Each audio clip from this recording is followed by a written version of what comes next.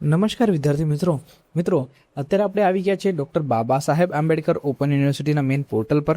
Okay, તો મિત્રો એક નવી અપડેટ પોર્ટલ પર આવી છે કે જૂન 2026 સેશન્સ માટે એક્ઝામ સેન્ટરની લિસ્ટ એક યુનિવર્સિટીએ ડિક્લેર કરેલી છે. ઓકે, આ એક અપડેટ છે મિત્રો જે યુનિવર્સિટીના મેઇન પોર્ટલ પર આવેલું છે. જસ્ટ આપણે નીચે સ્ક્રોલ કરીને છીએ અનાઉન્સમેન્ટ સેક્શનની અંદર.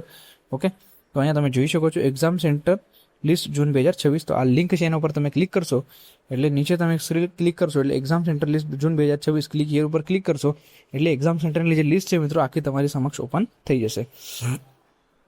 જો મિત્રો આ વિડીયોની અંદર તમને આઈ થિંક ક્લેરિટી સારી એવી દેખાતી નહીં હશે.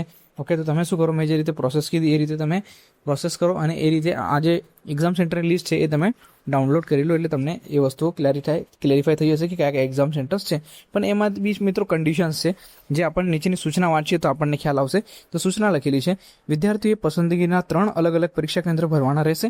વિદ્યાર્થીને પસંદ કરેલા 3 કેન્દ્રોમાંથી કોઈ પણ કેન્દ્ર ફાળવવામાં આવશે.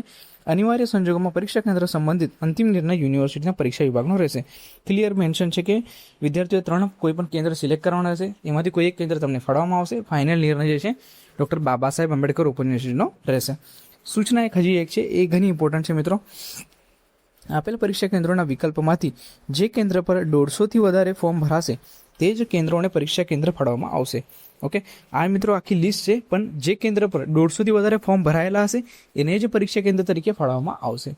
ઓકે, તો આ જે સૂચનાઓ છે મિત્રો એક વખત જરૂરથી વાંચી લેજો એટલે તમને ઘણી બધી વસ્તુઓમાં હેલ્પ થશે. તમારા જેટલા ફ્રેન્ડ્સ હોય બધાની સાથે આ વસ્તુને શેર કરી દેજો કે અત્યારે યુનિવર્સિટીના પોર્ટલ પર એક નવી અપડેટ આવેલી છે. ઓકે, ચાલો, થેન્ક યુ.